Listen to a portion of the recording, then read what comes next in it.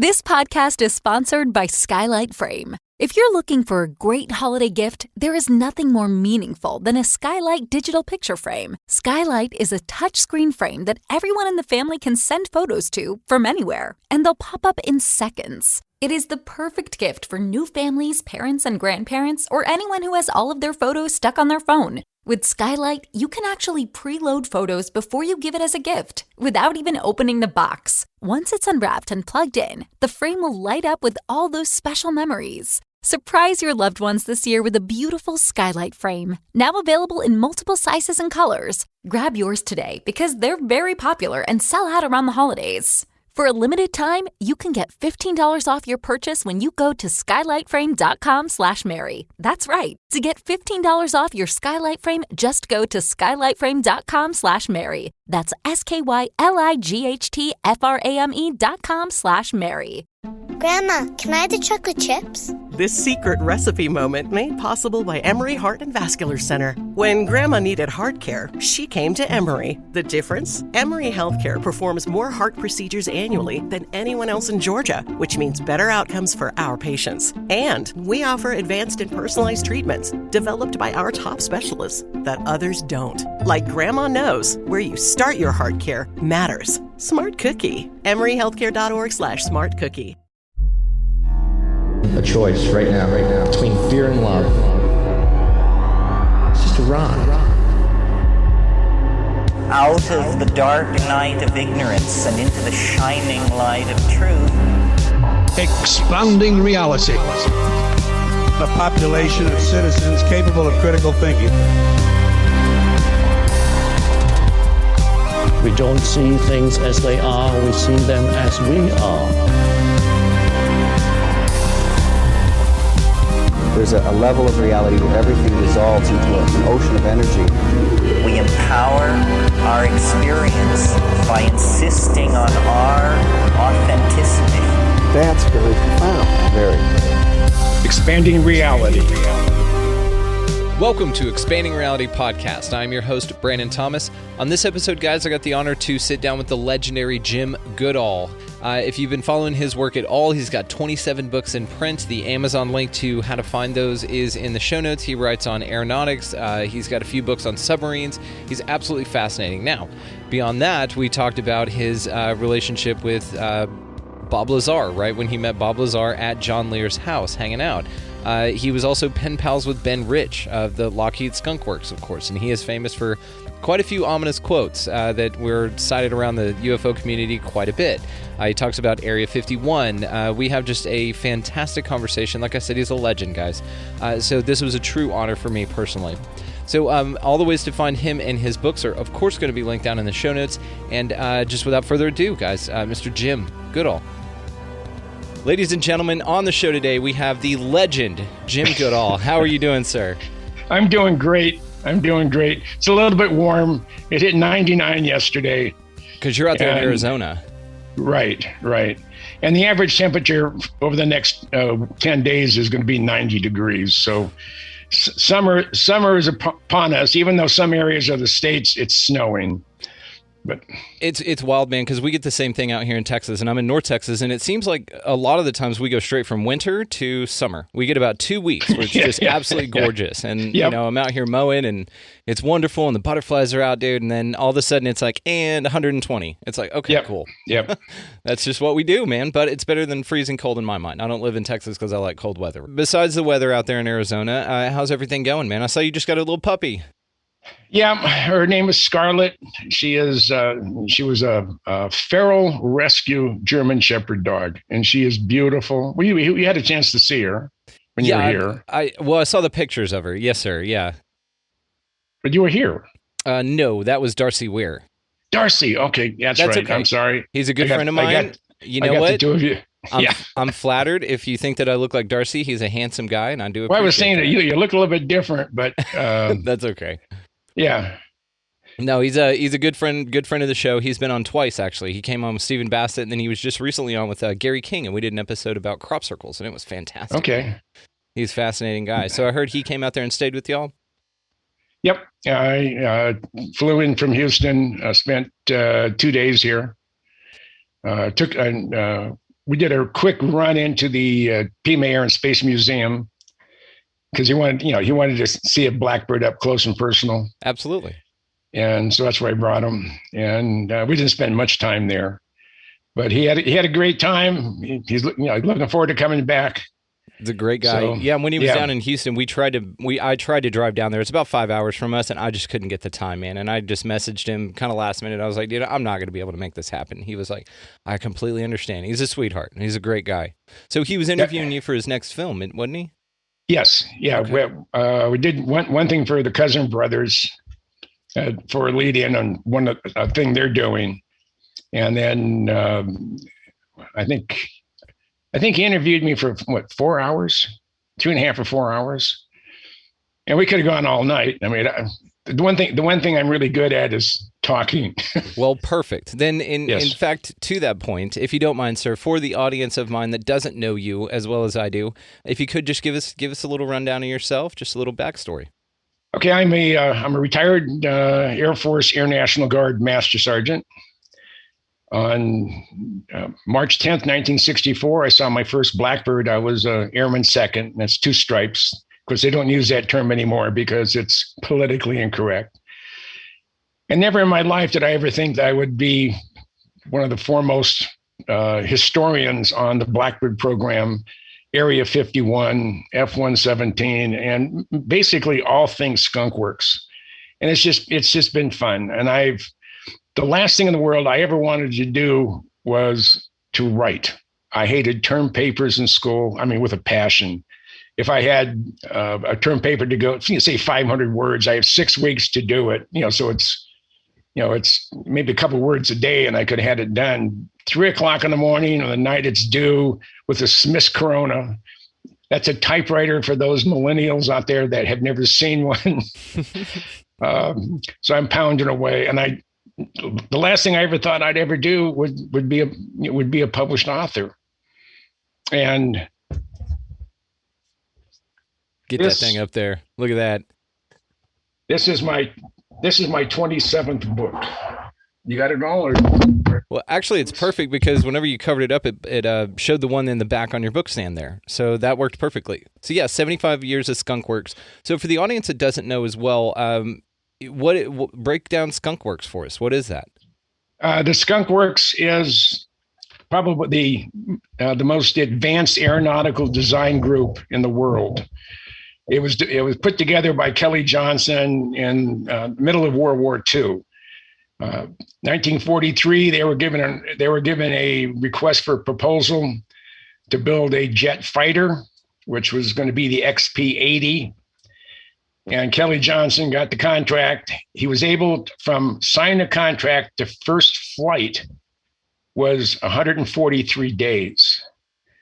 I mean, that's what the Skunk Works is all about. And then the next major airplane to come out of the Skunk Works was the C-130. Everybody in the Air Force since the mid-1950s has flown or seen a C-130.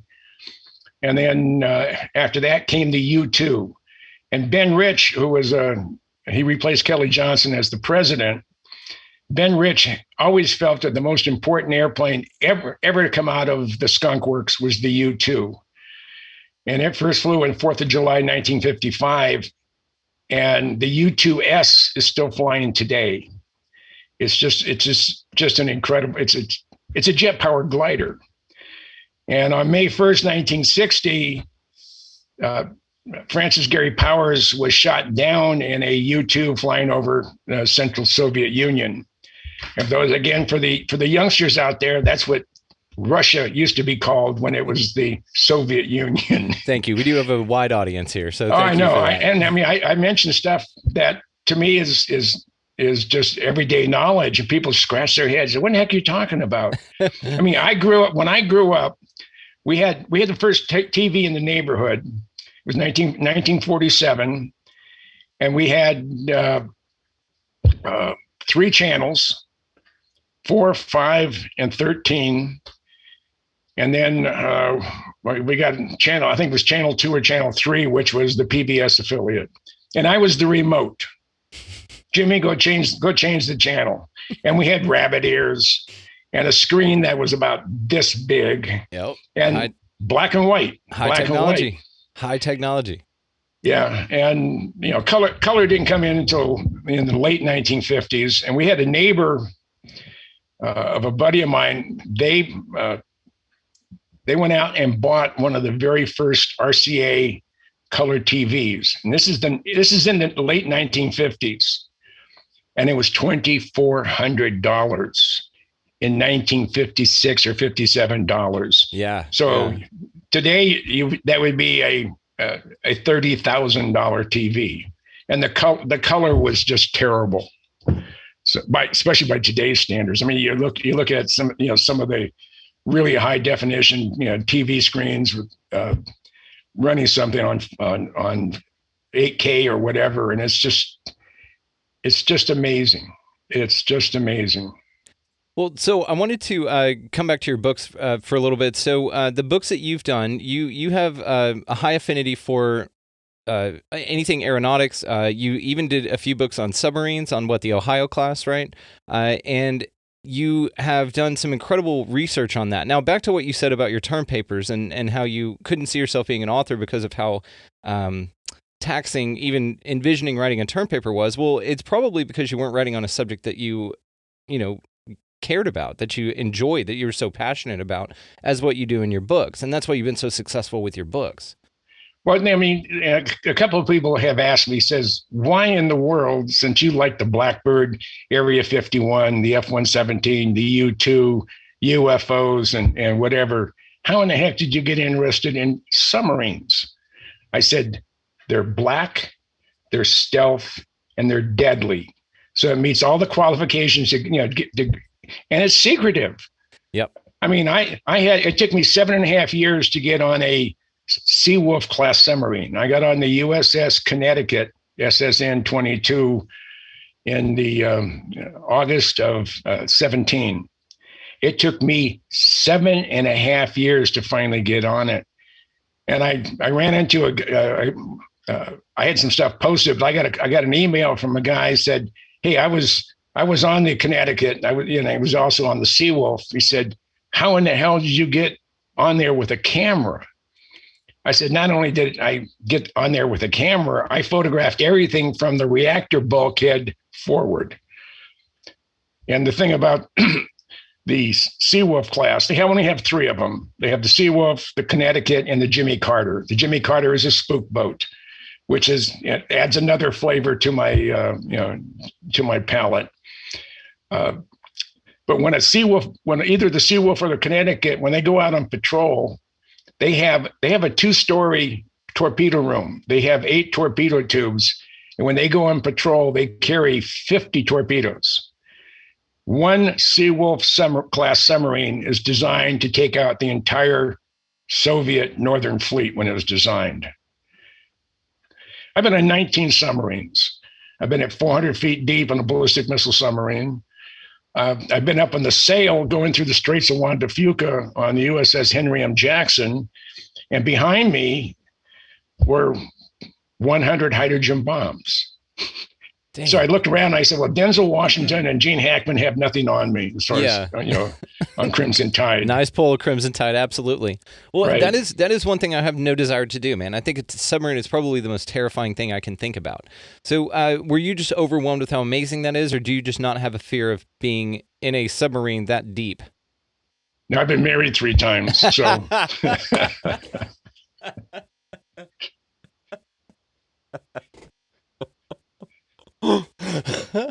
Okay, that's so absolutely. No, I had absolutely no concern whatsoever. Now I have formally, COVID screwed a lot of things up, but I have resubmitted my request on the next Virginia class submarine leaving refit from Bremerton, Washington, going back to Pearl Harbor. I want to be on one of those boats. I want to document what it's like going on a 2,400 mile transit underwater. And if something happens, it happens. I mean, I put my life in jeopardy so many times on my hobbies and my loves that it's no big thing anymore. Well, what was then the most hairy situation that you've been in that you didn't think you'd make it out of, but that you did? Mountain climbing. we Really? went out. Yeah, this is when I was stationed in Denver back in the early 60s. We were on our way to Estes Park, and a guy named Lyle was a buddy of mine. He was a Russian linguist. But we had a backpack filled with Country Club malt liquor, which is a fortified malt liquor. I mean, 2 small cans will put you on your fanny. And we're drinking as we're climbing. It was a hike up to the top of this pinnacle. When we got to the top of the pinnacle and we looked straight down, it's over 800 feet. And then we couldn't remember what path we took to go up there. And now we're really blitzed. So we're going on a ledge about this wide and it's angled about so. So we're walking, very gingerly walking on it, but there's a crack and we can see where we're supposed to be, where we can now start walking normally, but you have to jump about a 3.5 foot crack that had no walk. So you had to jump from one side of the crack to the other. And I swear, if you would go back and find that exact spot where I jumped, and it took me about 20 minutes before I screwed up enough courage. And I sobered up really fast also. Yeah, I would think but so. I bet if you went and looked, you could find the imprints of my hands in the granite as I grabbed the cracks on the other side. Damn, so you had to jump and you were actually hanging on to the other side. Yeah, no, there was another shelf there. I see. But still, I mean, damn, man. Yeah, that is pretty crazy. Yeah. In my times out in the desert, probably the most interesting one, I was with John Leer. We were at the fence line at Tonopah Test Range. This is in 96. This is supposedly it was on caretaker status. We're there about 11 o'clock at night. We're out there on our lawn chairs. You tape up your cuffs of your pants so the scorpions don't crawl up your legs. And we both have night vision goggles on. And I looked to the south of me, and there's a armored personnel carrier coming up from the south, one coming from the east, one coming from the west. And I stand up and yell really loud, "Hey, we're good guys, we're taxpayers." And all of a sudden we had floodlights on us. John had 3 little red dots dancing on his chest. I had 3 little red dots on mine. Now, for all I know, they were just pointers, but it has the effect of saying, "Oh boy, I've been let up." You don't want to assume, right? Yeah. And then behind John Lear's truck, this other guy came dressed in desert BDUs, and he has his hand on his gun. Now, both John and he has a 45. I have a Beretta, 9mm Beretta. It's for critters. Mm-hmm. And this guy said, "You're in a restricted area and I'm ordering you to leave." And I said, "Sir, I don't know who you are, but this is public lands and we don't have to go anywhere."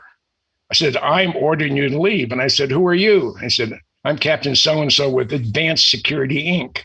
I said, "Well, you're a rent-a-cop. You don't have any jurisdiction on this side of the fence." And you can just see his jaws just tightening up. I mean, he's pissed. Yeah. So I want to see some ID. And I said, "Sir, I don't have to show you anything." So, "Well, you're in a restricted area and you are going to leave now." And I pull out a map out of my back pocket, an aeronautical map printed by the federal government that gives the boundaries of restricted areas to the second, longitude and latitude. And I told this ASI guy, I said, "If you look down at the corner of the base of that fence post over there, you'll see a USGS medallion. And it gives the longitude and latitude of where we're at. According to this official government piece of paper, I'm on public lands, and I can be here for 15 consecutive days without asking anybody's permission." And that's when I said, "Well, I want to see some ID." I said, I haven't done any reason for me to give you an ID." He said, "Well, I've been deputized by Nye, Esmeralda, and Lincoln County, the state of Nevada, to uphold the laws of the federal government and the state of Nevada." I said, "Well, good for you." And you can see he's getting more pissed as it goes on. I said, I said, I tell you what, you show me yours, I'll show you mine. So he hands me his ASI badge. I said, sir, that's not a valid form of ID. I need something issued by the state or federal government. And boy, his jaws are he's just pumping out and the whole bit. So he hands me his Nevada driver's license. I don't have my glasses on. So I pull out my Minnesota driver's license because Minnesota was home back then. Leer lives in Vegas. He still has his feet up on the barbed wire. And this guy hands it to a guy on the south side of the fence who goes to one of the armored personnel carriers, and light turned on, and his supervisor, more than likely. And I heard him say, and I'm real hard of hearing, I heard him say, "Oh shit, it's Goodall and Leer." And they turned, the lights went off, the red dots went away. Guy came back, gave us our ID, and they dispersed. But they knew we were there, and we knew that we were never going to see anything exciting happen that night. Got you, because they were aware that you were there. Right. And I've had guns in my face. I've been threatened. I was tried to be threatened to come off of Freedom Ridge, which they eventually took away. But what they didn't know, of the 10 people that were up there in my crew, this is 3:00 in the morning. One of them was the chief of police of Tulare, California. His commandant, his chief detective, homicide detective, and another detective. Plus, there was Stu Brown from Popular Science. There was John Andrews from Testers, Glenn Campbell from the Area 51 Research Center, and 2 or 3 other guys. It was you wake up with a flashlight in your face, guys with their hands on their weapon, and they were giving us a bunch of crap. And finally, they left. And I put my night vision goggles on, and I looked down at the bottom of the hill. There was about 30 people surrounding the small little mountain we were on, and we could drive up to it. I think that's what really irritated the hell out of them, because we found a way to drive up there. So those are the things that you run into when you're in the middle of nowhere, snooping on the federal government, which is one of my hobbies. Yeah. Well, of course, and you want to know what's going on out there. So how did you meet John Leer? Because his dad, of course, made the Learjet. That's what his dad's famous for. But John Leer himself has been he was a pilot. I mean, he did a ton of cool stuff. And he is famous. Well, one of the things he's famous for, of course, is the introduction of Bob Lazar, I believe, to George Knapp. And that's how the Bob Lazar story came out. And I know you have a story with Bob Lazar as well. Isn't that correct? Correct. I had in 1971 or 72, I got a call from a buddy of mine who worked at the Air Force Museum. He was a retired master sergeant. His name was Dave Menard.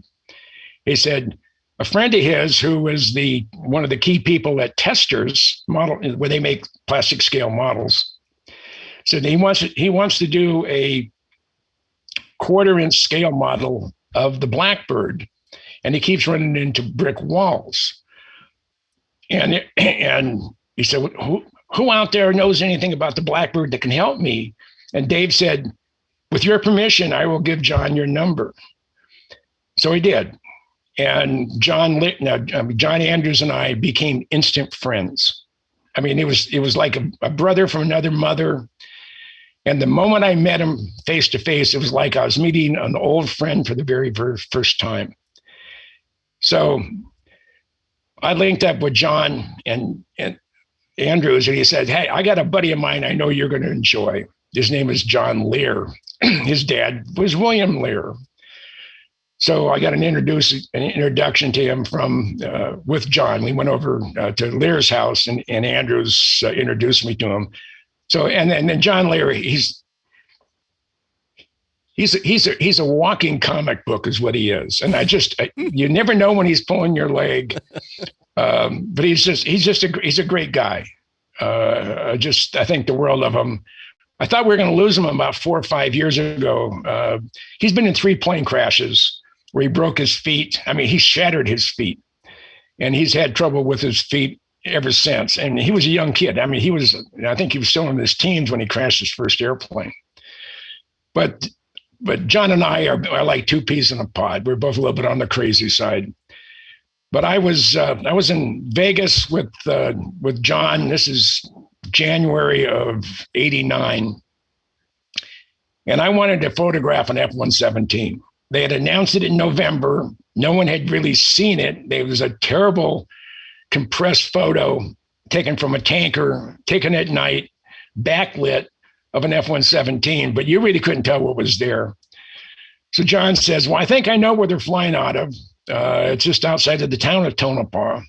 So we're going up US 95, and we're just near Scotty's Junction. And Scotty's Junction is one of the legal houses of ill repute, whorehouse, whatever you want to call it. And an F-117 went flying right over, just about a 45-degree angle, right across my bow. He was at about 1,500 feet, and I about crashed the car. So we get into Tonopah, we grab a quick bite, we drive down US 6 to the turnoff. It's about 14 miles, and then you go down 18 miles down to the main gate of Tonopah Test Range. A lot of activities, and John and I just took the dirt road on the north side of the fence line. And we're out there for a while, and I look to the north of me, and I can see a little white dot and a bigger black dot. And I'm watching, and all of a sudden I realize it's an F-117 with a T-38 chase. So I have print film. This is way before digital. And it's coming towards me, and I'm just shooting away and seeing something that no one else has seen, no one outside of Lockheed and the guys that worked at Area 51 and at Tonopah. It was like being a 10-year-old kid seeing your first naked woman, not a girl. I'm a naked woman. I mean, my whole body was just trembling. And they landed, and John and I said, well, we got to get back to Vegas. He said, I got a buddy of mine coming over about 9:15, 9:30 tonight. So let's get back. And we got back about 9 o'clock. And back in those days, they had things called photomats. Now they've been replaced by baristas where you can go get a cup of coffee, but you used to be able to drop your film off there and come back the next day, and you have your print film processed and printed. So they were all closed by the time we got back to Vegas, and I'm just chomping at the bit. I have this gold in my camera, and I need to see if any of them came out unblurred. So about 9:15, knock on the front door. John goes, open the door. I'm in John's office or his den. Here comes a nice young guy. John said this guy had just moved here from Albuquerque. He was interviewing for a job out in the desert. And the guy comes in and said, hi, my name is Bob Lazar. So we're talking airplanes and stuff and the desert and whatever. And I tell him about my dilemma about having some exposed film of the F-117. Then I wait till tomorrow or the next day to get it processed. And he said, well, I have a processing unit at home. He lived off to West Charleston. So let's run over there. We take about half hour, 45 minutes, and then we'll come back here and talk airplanes and spooky stuff for the rest of the night. I said, great. So we jump in his car. We're about a half a block from Leer's house. And Lazar looks at me and he said, I feel sorry for John. I mean, the dumb son of a bitch. He's from a world famous aviation family. I mean, his dad brought Learjet to the world, and the son of a bitch believes in UFOs. How stupid is that? He said, if I can't prove it mathematically or put my hands on it, it doesn't exist as far as I'm concerned. And this is before he went to work out in the desert. Now, a year and a half later, he was silhouetted on George Knapp's special. Yep, in the back of a van. Yep, and Bob and I became friends. And people say, "Well, he's a plant. He never did anything or whatever." And I said, "Baloney." Yeah, I'm a fairly good read of people. Not very good on wives, but I'm a fairly good judge of character. And his story has never really changed. And when George Knapp was doing the investigation, he contacted Edward Teller, because Bob Lazar said that Edward Teller is the one who actually hired him.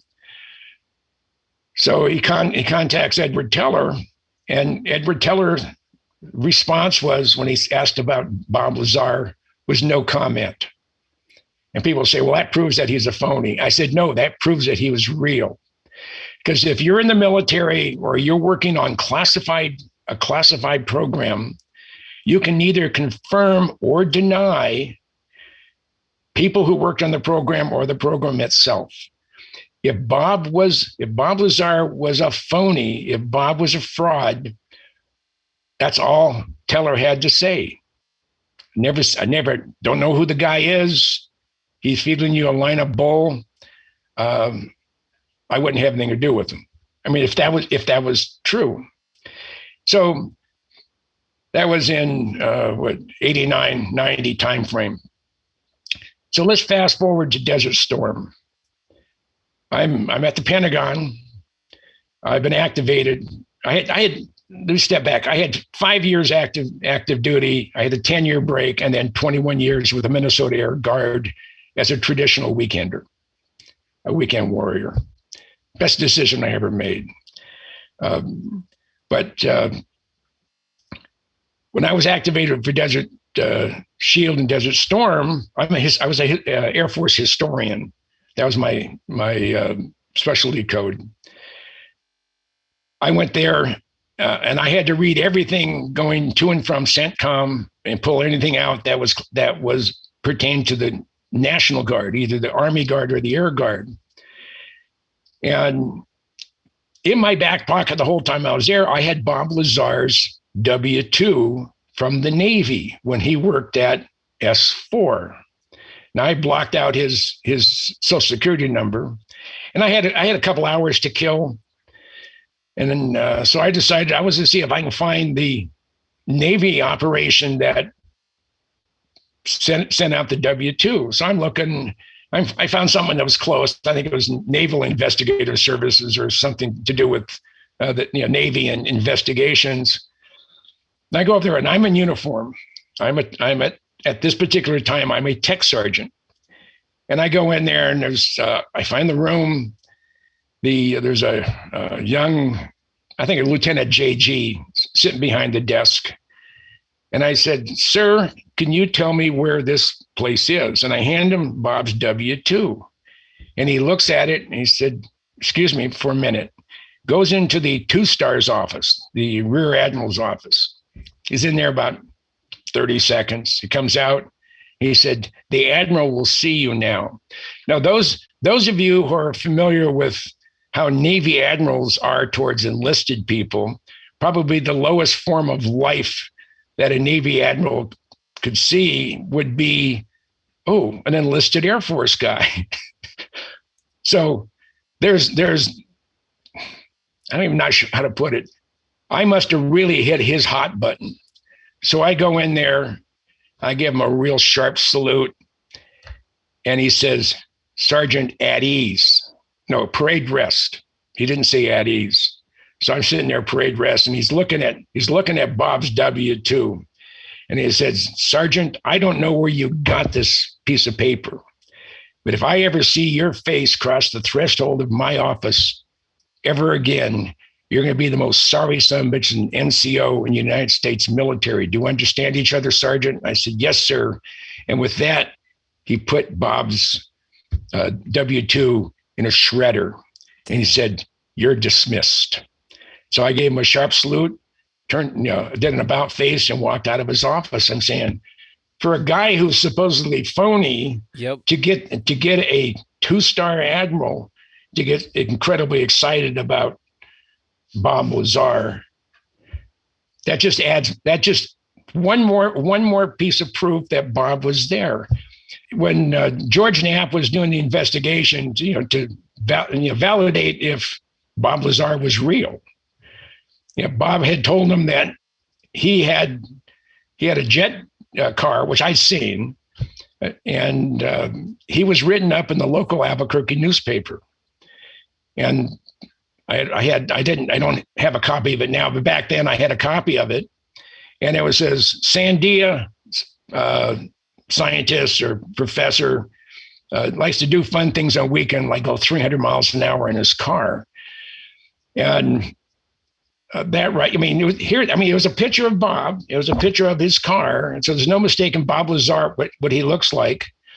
So that proved that, one, he was at Sandia. He was written up in the newspaper, and it showed his picture. He also told George Knapp of the room he worked in, the guys that were in his lab with him, and the phone number to the office. So when George was in Albuquerque, he made it over to the Sandia library. They have a public part of the library. And he went and found a phone directory for the time that Bob said he was there. And lo and behold, there was a Robert Lazar listed in the room that Bob said he was in with the phone number that he said he had. So that was just one more thing to say that, hey, I'm real. Now, Bob's Social Security number, according to the federal government, his original one, was never issued. He did, and as good as the government is of erasing people, depending on what you've done and what kind of trail you've left behind, they would have a hard time erasing my existence, because I've been a pain in the butt to so many people for so long. I'm all over the place. So Bob is a guy, he could have made a lot of money early on if he would have embellished what he did or lied about what he did. But he didn't. He said he couldn't. And he also told me, last time I sat down with him was, it was about 5 years ago now. He said the biggest mistake he ever made was going public. He said if he were to do it again, if he could start all over again, he would probably have left about the same time, because it was an environment that it was alien. It's a good word, alien to him, and he didn't want to be there. So. Well, he's got a compelling story, and George Knapp was able to verify at least those two key points. I'd never heard about his W-2, so that's really interesting that you had a hold of that. And of course, it is interesting as well that you were called into that admiral's office, that he shredded it immediately. And like you said, why would they do that if there was nothing to it, if this guy was a quack? And like you said, his story has stayed remarkably consistent over the years, which is very hard to do if you're lying. And the things that he said were so fantastic that it's been an incredible element to the story of UFOs and to the mission of us getting some sort of disclosure or moving us forward on at least that the government knows what's going on and that they're doing something about it, right? Well, I had, along the same lines, I had the honor to be a sort of like a pen pal, but via the phone, with Ben Rich, who replaced Kelly Johnson at the Skunk Works. And Ben and I spoke on average about once a quarter for 25 years. Now, let me interject here because for the people out there that don't know who Ben Rich was, he took over as the head of Lockheed Skunk Works, as well as he has a couple of very famous and ominous quotes that he is credited to, like his "We have the means to take ET home again, and it would Correct. Take an act of God and to get him out of the black projects that they're in." He is just famous for wanting to tell the full story, but not being able to. And he was embedded in the number one secretive aircraft type of a manufacturer. So I apologize. I wanted to give a little bit of context for why Ben Rich is important. Yeah. Just Ben died around Christmas time. I think it was 96. But I called him at USC Medical Center, and we were talking about the late John Andrews from Testers, because John had come out with his monster F-117 model, the 32nd scale, thanks to my photographs. And John could get more things out of a photograph than anybody I know. But I was talking to Ben and about advanced technologies or whatever. And then Ben said something that just struck me. He said, "Jim, We have things out in the desert that's 50 years beyond what you can comprehend, not what you think you can build. And he was referring directly to me as far as not what you think you can build in 50 years, but what you can comprehend. And if you've seen movies like Star Wars or Star Trek, we've been there, done that, or decided it wasn't worth the effort. I said, Ben, you want to expand upon that? He said, typical Ben, no. And he passed away about 10 days later. So he had agreed before he got his cancer, he had agreed to do a no holds barred video interview with me, all questions answered, but we both ran out of time. I mean, that would have been a barn burner right there. But again, I'm blessed to have him as someone I said was my friend. Absolutely. And in his book that he did with Leo Janos, I got the last copy he ever autographed. And it was to Jim Goodall, the Skunk Works' biggest fan and the proud crew chief of number 128, which was the A-12 that I acquired because of Ben. And A-12, for those who don't know, that was the CIA version of the Blackbird. And I acquired one in 1991 and moved it from California to Minnesota, going to the Minnesota Air Guard Museum, inside a New York Air Guard C-5. And with that movement, I'm also the only guy on the planet to have been in the cockpit of a Blackbird at 33,000 feet at Mach 0.72 inside another airplane. Like a Jonah and the whale type situation, man. Oh, absolutely. Because you guys were transporting it. It didn't fly, of course, so you put it in a different aircraft. Right. That's incredible. But the way that you got to do that as well, that's a pretty cool story. Talk about that detail. Well, like I say, Ben and I communicated at least once a quarter. Either he'd call me or I'd call him. I mean, that's a pretty amazing thing when the president of the Skunk Works calls some guy in Minnesota who really I have no direct connection to Lockheed. I have no direct connection to the Skunk Works other than I'm passionate about what they do. And he called me in August of '89. And he said, Jim, I said, I've got this from the horse's mouth. The Blackbirds aren't going to make it through Congress. And if anyone can scrounge one, you can. So I said, okay. He said, I'm giving you the heads up if no one else knows except for a few people in Congress. So I went to my boss, it was a two-star, Major General Al Schwab. And I said, General Schwab, I'd like to get a Blackbird for our museum. He starts laughing at me. I said, sir, rather than laugh at me and say no, give me the opportunity to fail. And I said, all right, smarty, how are you going to get it here? It doesn't fly. I said, I got that covered. I said, what do you mean? I said, I called the Adjutant General of the state of New York, General Weaver. And in the Air Guard, you can violate the chain of command and not get crucified. And the chain of command in the Air Guard is only 3 levels. You have the squadron, the wing, and then headquarters, and that's it. So I called the New York Air Guard, the Adjutant General. Secretary answered the phone. I said, this is Sergeant Goodall with the 133rd. Is General Weaver available? I said, just a minute, Sarge, I'll put you through. So he puts me through.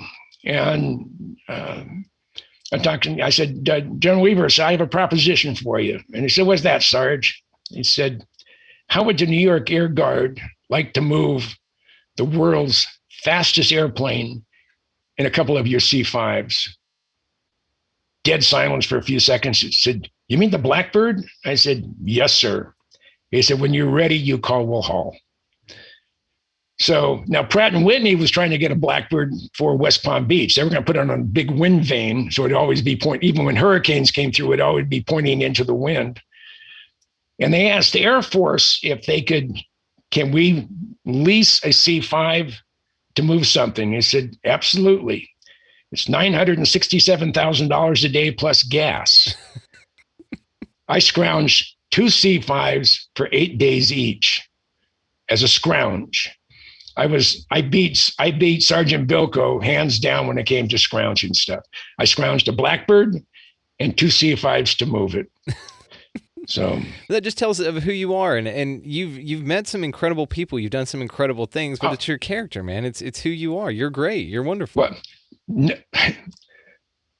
there's no one who knows me has a neutral opinion of me. They either, hey, I really like Jim Goodall. Yeah. I can't stand that son of a bitch. I mean, there's no gray area. It's either one side or the other. But that's like the way to be, right? I mean, that's the way you want to be. You want to at least know where you stand with everybody around you. At least you don't have two-faced people around you that say that they like you, but they don't. And so you always know exactly where you stand with everybody. But you're a real no-nonsense guy, so I can understand that. Yeah. And like my TI told me in basic training, he said, you have everything going for you, but your mouth.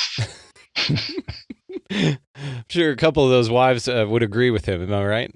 Oh, absolutely. Without any question. They would agree wholeheartedly.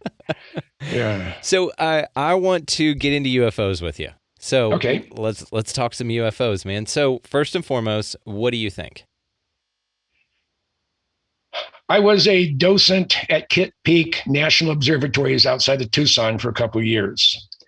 And at Kitt Peak, they have the largest collection of optical telescopes in the U.S. They have 22 telescopes from a 12-inch to a 13-foot diameter mirror. That's the Mayall 4-meter. But the 2.1 meter was used by Caltech for 5 years, where they were doing remote operation, but they had adaptive optics in it, which gave them similar quality and clarity to the Hubble. What they do when they were observing, what Caltech was looking for. They were doing a survey of a very, very small portion of the Milky Way, which is our galaxy, looking for exoplanets, planets outside of our solar system that are orbiting neighboring stars. And over the 5-year period, based on their observations, they calculate that they identified 8,000 exoplanets in a very, very small part of the Milky Way. Now, what gave the 2.1 meters such sharp images, almost as good as the Hubble, is they would shine an ultraviolet laser into the sky, and at 18,000 feet, there was something specific. The beam had to be a specific diameter, and the computer and everything knows where to go and look, and they would adjust their optics. They would change the shape of the mirror, their tertiary mirror, 1,200 times a second in order to get, because what it was doing, it was canceling out any turbulence in the higher elevations of the atmosphere. Kitt Peak is at about 7,000 feet.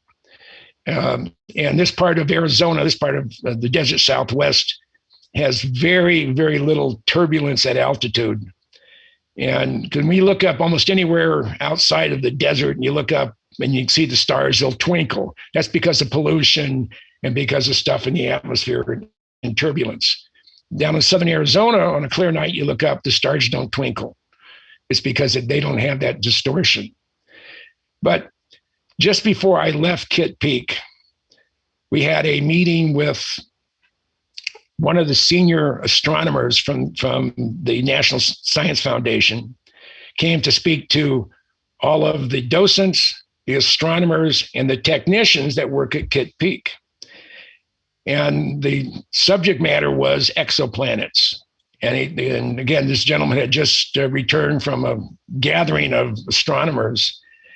And they have calculated based on best guesstimates, that for every star in the universe, that's a huge number, not galaxies, but for every star in the universe, there's 1.5 planets. And out of that incredible number, they figure there are 2 billion, that's with a B, 2 billion Earth-like planets orbiting a similar brown dwarf star as our sun in the inhabitable zone with liquid water. So to quote Jodie Foster's character in the movie Contact, if we're the only ones, what a waste of space. Yep. Great line. Yeah. Now, besides me knowing Bob Lazar, I've interviewed a lot of people about airplanes, about Area 51, about stuff. And my dad lived in Tullahoma, Tennessee. He worked he was in charge of one of the new wind tunnels there at Arnold Air Force Base there in Tullahoma. And 11 miles away is Lynchburg, Tennessee. It's the home of Jack Daniels, but it's also the home of the late Lieutenant Colonel Dave Fruhoff. He was a retired SR-71 pilot. And Dave had been in an airplane he had to bail out of. And that's why I wanted to visit him. And as we were, during the interview, he'd said that after he retired from the Air Force, that he had gotten a job at Flight Systems and eventually got a job as the facility manager at Area 51. And then I asked him, I said, "Hey, Dave, you believe in UFOs?" He said, "Absolutely, positively, they do exist." I said, "You want to expand upon that?" I was expecting him to say, "Oh, I can't talk about it." He said, "Sure." I said, "Well, tell me." I said, so it was either late 1972 or early 73. He's on a night training flight in an SR-71 Blackbird. At night, he's at about 77,000 feet, a Mach 2.7. It's 11 o'clock at night. He's going straight. There's a 3/4 moon off his port side, his left side. And he's just going through, you never take your eyes off the instruments when you're moving through the air at 3,000 feet per second. That's faster than a speeding bullet and more powerful than a locomotive, and even able to jump over tall buildings with a single bound. So clears them right over. Yeah. Right. So, he gets, all of a sudden he gets a glint off something metallic heading in the same direction at about 6,000 or 7,000 feet above him, but still going in the same direction off his starboard side, his right-hand side. So he contacts Kadena, Okinawa, where he's flying out of. And to clarify, he's in the far Western Pacific, near the Philippines. And he gets on secure voice and contacts Kadena. He said, "Do we have another bird up?" He said, "No, you're up there by yourself." He said, "No, I'm not. I'm going to take a closer look." So the SR-71 and the A-12 as well, it wants to fly fast. And you keep backing the throttle back, even at Mach 3.2, you're in minimum afterburner. So he's at 2.7, and he's right at the detents before he goes out of burner. And he decided he's going to take a closer look. So he advances the throttle. He has about a 10-degree bank as he's heading up towards this object. Said it's not round, it has edges to it. And and it's metallic. That's what he's getting the glints from. And he figured when he was about a mile or two away from it, and still maybe 1,000 or 2,000 feet below this object, it took off and left him in the dust. It took off at about a 30-degree angle of attack, and he said he lost track of it, probably going through between 180 and 200,000 feet in altitude. So he said when he got to Area 51 as facility manager, he figured it was one of ours. So he told me, he said, "I was responsible for every single structure at Area 51, from a paint locker to the largest hangar they have there. And it was my job to make sure that everything was secure and everything is running properly and the whole bit." And he said, so I asked him, I said, "Well, how about the underground facilities?" And he said, "Jim, we have the ability at the Nevada test site to drill holes, a 36-foot diameter hole through solid granite. But," said, in the area I was responsible for, there were no underground facilities. He said, "It doesn't mean there aren't any out there. It's just that," but after he was there about a year, he knew most everybody anyway, because when you have lived and operated and worked in a classified environment, which the Blackbirds were, you have a fairly high clearance. You deal with the same people on a regular basis. So he said after he was here, he said about a year, he started asking more questions. And one of the things you don't do, you work on a black program. If you're working on this widget over here, you can't, and maybe your brother or your cousin or your next door neighbor is working on something over here, you can't ask him what he's doing. It's none of your business. And if you start asking questions, you're out of here. And people say, well, how can people keep classified information classified for so long? And the simple answer is, if your life and your working life surrounds and is part of classified business, all they have to do is pull your clearance. You don't have a job. Everything you've done for the last 15 or 25 or 30 years, which has all been in a classified environment, you don't have that clearance anymore. So you're really out of luck. And that's how they control the majority of it. They're not going to prosecute you. They're not going to file charges, because if they do, and it goes to court, then they have to acknowledge the existence of the classified program. They won't do it. So they're better off by just pulling your clearance. Yeah. And I think younger people don't adhere to that nearly as strongly as, say, my grandparents or my parents. Now, just for the sake of putting a timeline on something, I'm 76. So my dad worked at Westinghouse. He wouldn't tell me what he did, but he helped design the ALQ-99 jamming pod for the EA-6B prowlers. And I found that out many, many years later. But you don't talk about it. That generation really kept things to themselves. So every once in a while, I would find someone who's been retired long enough. He's not worried about any repercussions. He doesn't need his clearance. So they'll talk to me.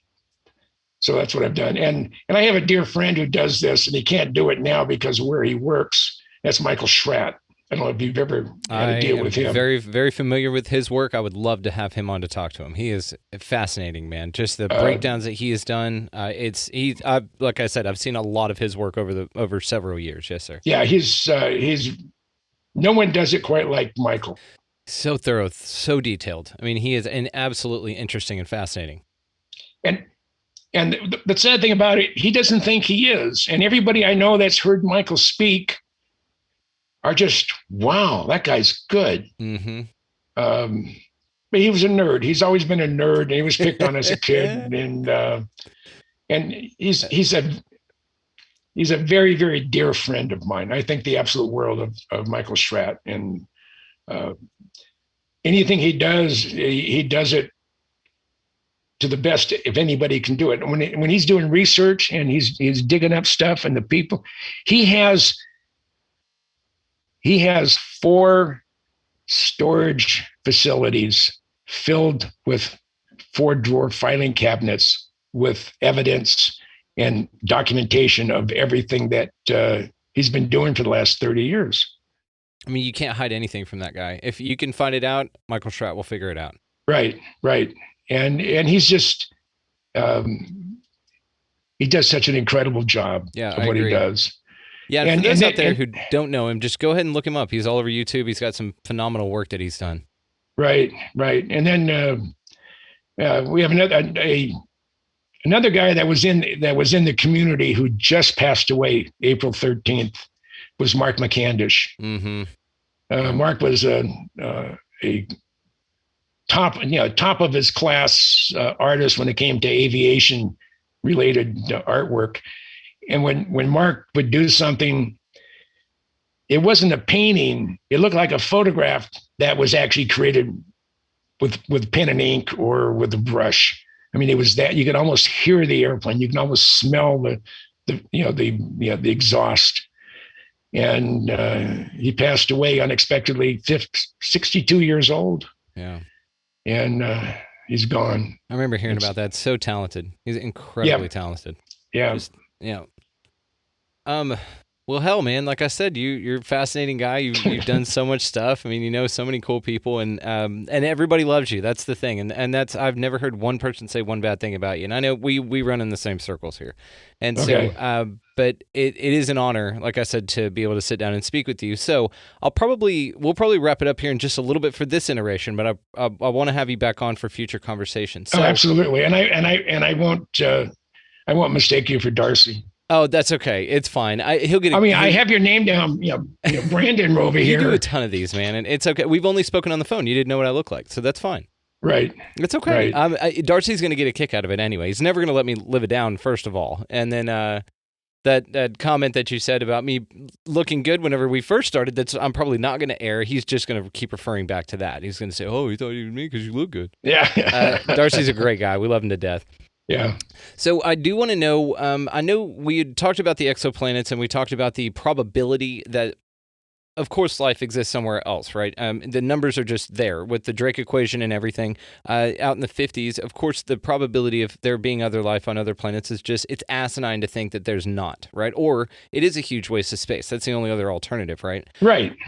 So what do you think? Do you think that that's the answer for it, or does that explain it? Does that explain some of it, not maybe necessarily all of it? Do you think that it is other entities or civilizations that exist in other parts of the galaxy or the universe that have figured out a way to traverse those distances by making it easy? Yeah, according to Bob Lazar, who I give him 100% authenticity. Let's say this is the universe. You're over here. Yeah, you're over here. You're over here, and you want to go over here. You focus your beam on this location, and as soon as you release the field, you're there. There is no time interval involved to go from one side of the universe to the other side. Now, to go back to my involvement at Kitt Peak, and people up there are great. I had a chance to go through the mirror lab. That's where they make all the really, really big mirrors for all the big telescopes now. And they're in the process. I think it'll be done at the end of 22. And I'm not sure when first light will be built, but they are building the giant Magellan telescope. It's going to have 7 27-foot diameter mirrors, all focused on one secondary mirror. And they figure, and it's at 16,000 feet, it's down in Chile, and they're 200 miles from the nearest town, so there's no light pollution. And it's a desert, so it's dry. But they figure that they'll be able to look back at within 100,000 light years of first light. And I think what they're going to find is a smiley face. You just put some money on that. I bet they would, because that's one of the most mind-bending things about looking out into the stars, right? When you look at something and it's 10,000 light years away, you're looking at it as it was 10,000 years ago. That's Correct. What's so fascinating about me. So there's a civilization out there that's looking at this Earth that's 65 million miles away or whatever, light years away. They're seeing dinosaurs on this planet right now. Correct. Unless they've been here. And that's true too. And that trips me out. Like just that concept that's how all this works. I remember hearing that and it just blowing my damn mind, man. So do you think that that's it? Do you think there's no other possibility for extraterrestrial entities at all, like interdimensionals or, the hollow earth theory, or have you heard the theory that they are possibly future humans coming back in time machines? Have you heard of that one? There's been a whole bunch of stuff pop up just recently on people come back from they were in 2610 or something like that, and they've come back to 2021 or 2020. Yeah, and I've heard those kind of specific time traveler type of stories, with like the John Teeter stuff. And then there's been a few people that claim that they're from the future. They look just like us, and he's saying, the air sucks in the future or whatever. I don't know how to substantiate any of that stuff, but there's a biological anthropologist, Dr. Michael P. Masters, that I've interviewed for the show. It's a great interview. He wrote a book called Identified Flying Objects, and that's one of his things, right? So he's a biological anthropologist. He's a tenured professor at Montana Tech University in Butte, Montana. So his specialty is in knowing what we used to look like and then being able to accurately, pretty damn accurate, depict what we will look like in the future. And he thinks that these entities or these aliens and one of his arguments is, and it's a fascinating one, that the fact that they're bipedal, right? Bipedal there's a lot of perils in that. There's a lot of perils being upright with 2 arms, 2 legs, a head to torso. It's something that's only evolved on this planet one time, and it's been us. And in some cases, some of the great apes are, they're seeing more and more of them that are walking upright.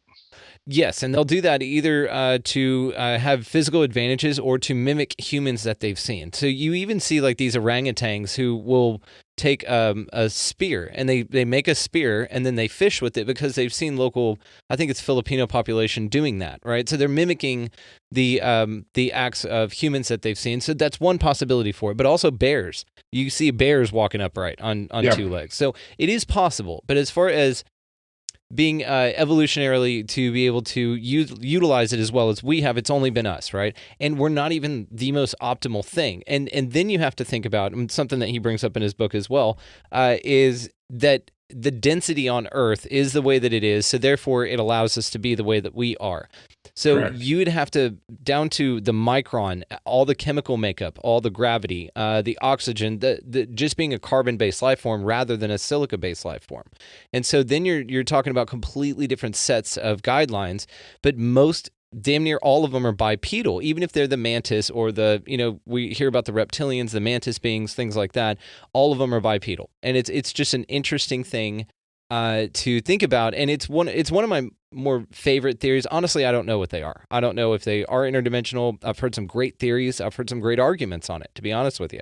But on this show, man, we don't plant our flag. I like to talk about ideas, and especially with somebody like you that's been so tapped in, I wanted to know what your opinion was on it, or what you think. Well, I think biologists and medical people who are interested in possible aliens said more than likely they'll be symmetrical on both. There'll be this mirror image on either side if you go down the middle. Would have 2 eyes, some type of nose. There'll be some type of orifice to bring food in or nutrition. They depending on where they're coming from, they may be muscular, or they may, if they live in a real low gravity area, they may be very fragile. And I've never felt that we were alone. I have never felt that. I have, ever since I was a little kid, I've always looked to the sky, and I still do today. I mean, I go out in my backyard at night when the planting light, not the lights, the lights I have going around, go around the fence and whatever, foundation lighting, if you call it that. I'll go out there, wait for my eyes to adjust, and I'll sit on the edge of the hot tub and look up. And it's absolutely amazing the amount of stars you see.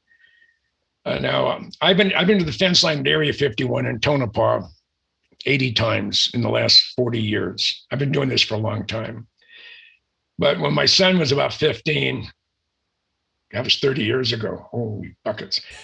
When my son James was 15, I took him to Area 51. And we camped out at the fence line. And we were hidden, we were camouflaged, and it was just a fun time. We were there for 5 days, and the stars were so bright that and of course he's young too, so he has good eyes. He could read by starlight.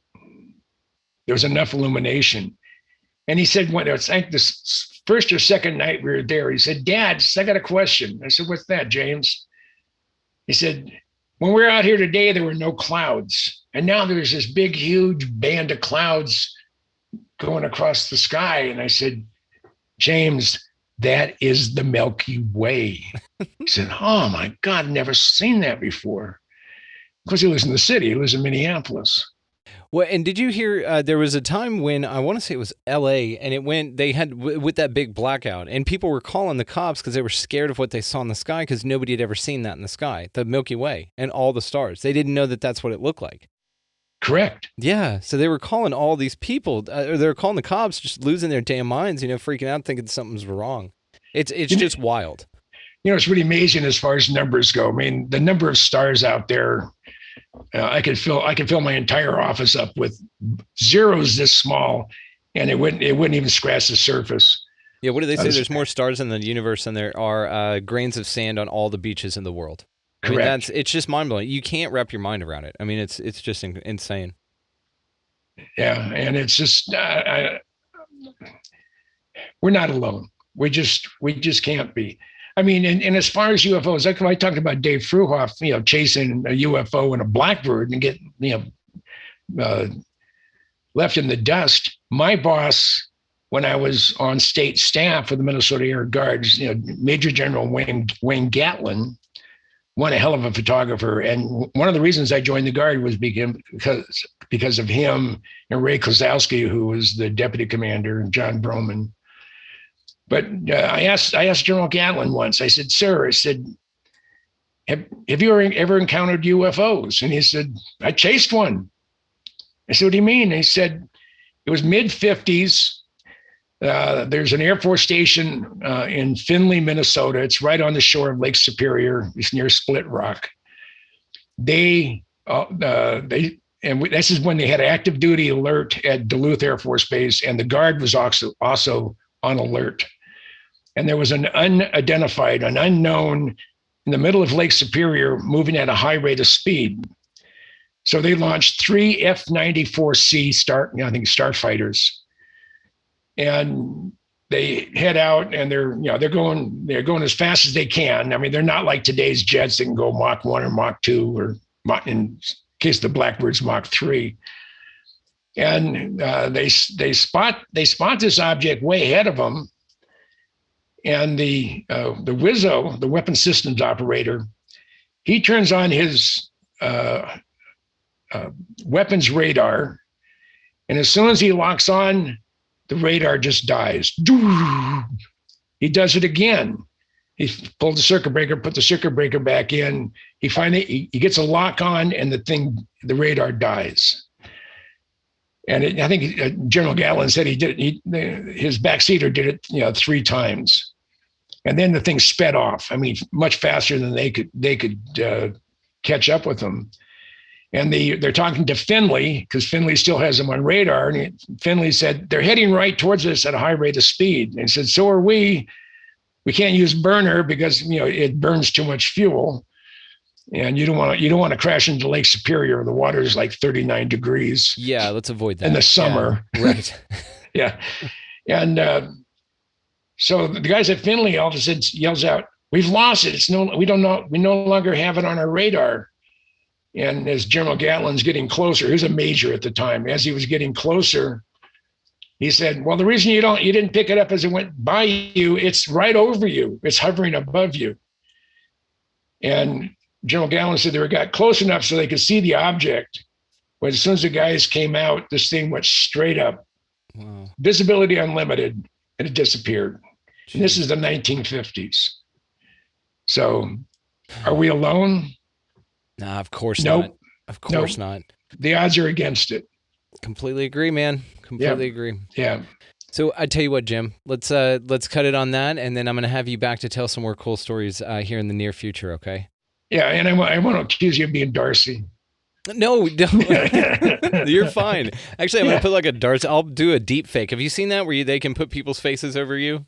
Oh yeah, and be Doc anybody Skinner else? does it all the time. Yeah, I mean, there you. I was about to say yes. You and Doc are good friends. Great guy. yeah, yeah. And so yeah, I'll do that. I'll just wear a Darcy face for our next interview. That's great. Like I said, he's going to get a big kick out of this, and I got a big kick out of it too. I don't take it personally. Yeah. You're great.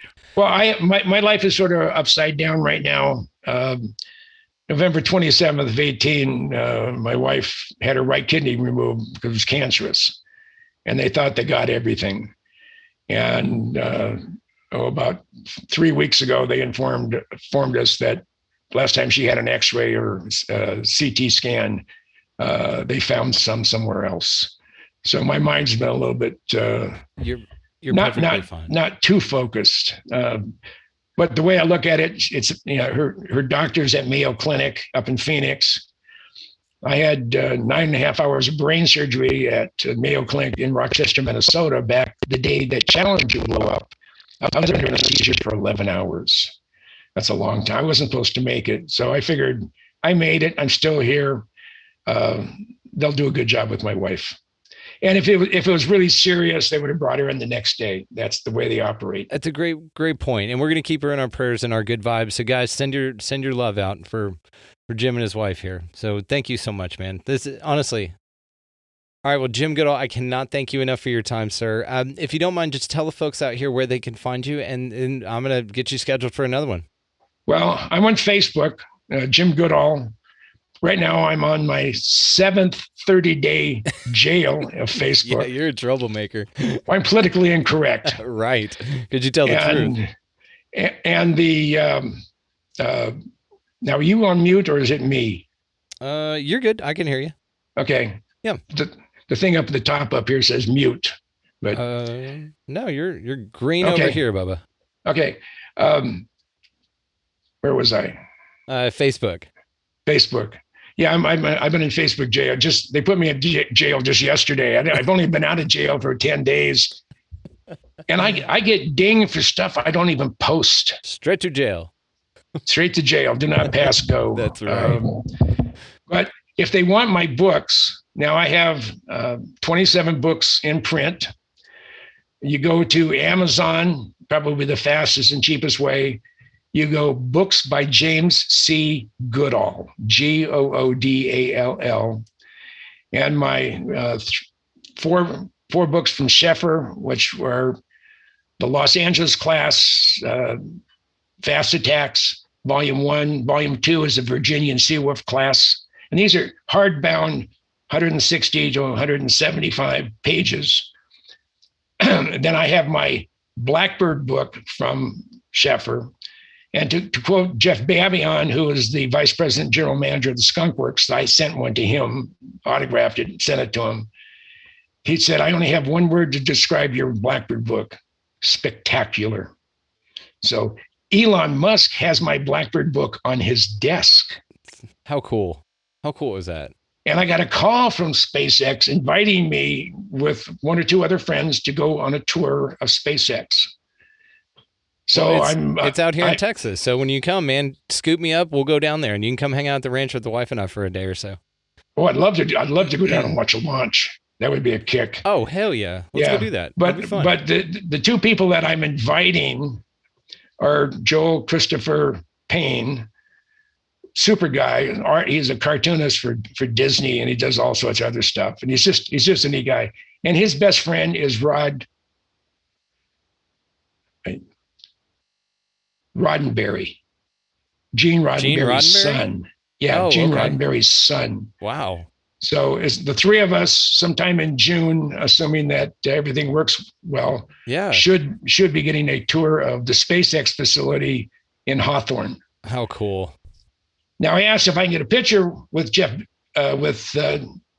Elon Musk holding my book, and his personal secretary said, highly unlikely that would happen. Oh, I'll get with Darcy. We'll Photoshop one in. That's not a problem. It's okay. Yeah. You'll have one by the end of the week. No big deal. Oh, okay. Okay. So, and again, I just, there's stuff on in Amazon for used books for me. Jim Goodall, JC Goodall, James Goodall, James C. Goodall. Yeah, any way you can do it. And I'm going to link all of this in the show notes. So actually, the audience knows this. They were great about it. You can just go down in the bottom. You just click right on that link. It's going to take you to exactly where you can find Jim if he's not in jail, as well as his books. And you can pick some of those up there. Incredibly well done, guys. He is fascinating. There it is. That. I'm so proud of this book. Yeah, 75 years of Skunk Works. It's so cool. It's 384 pages, 1,100 plus photos, and I covered 43 programs. Incredible. And it's fun. And it's fun. And it's amazing. I mean, just look at the bookshelf behind you there. So if you guys aren't seeing this on YouTube, go check the YouTube out, of course. You all know how to do this. Jim Goodall, thank you so much for your time, my friend. Hey, my absolute pleasure. We'll do it again soon. Sounds great. All right. Brandon, you have a good one. Thank you. All right. Take care. A true honor to be able to sit down with the legendary Jim Goodall today. All of the ways, of course, guys, to find him will be linked in the show notes. Go check that out for his books as well as his Facebook. I'll be linking that as well. If you just want to reach out, he's a sweetheart. He'll talk to you. He'll say hi because he's great. And some fascinating information and some great stories, man. That guy's just lived an incredible life. And it was just, like I said, a true honor to be able to sit down and speak with him today. So all the ways to find this show is going to be one central hub there. Actually, you can just go to expandingrealitypodcast.com. That is where the links to all of the socials, Facebook, Twitter, Instagram. The YouTube is up there as well. Patreon, if you guys find the show valuable, check that out. Also on TikTok. I haven't linked that in the website yet, and I'll probably do that soon. It's weird, don't judge me. There's actually some really cool stuff on there. If you haven't spent so much time on TikTok, go check it out. There's some really cool stuff, and it's interesting. So, beyond that, guys, this week, pick up a piece of litter, get out of that left-hand lane, smile at somebody, buy them a meal, pet a strange dog, or just a normal dog, whatever you feel. Just go out into the world, guys, and be good to one another. Thank y'all so much for listening. We'll see you next time.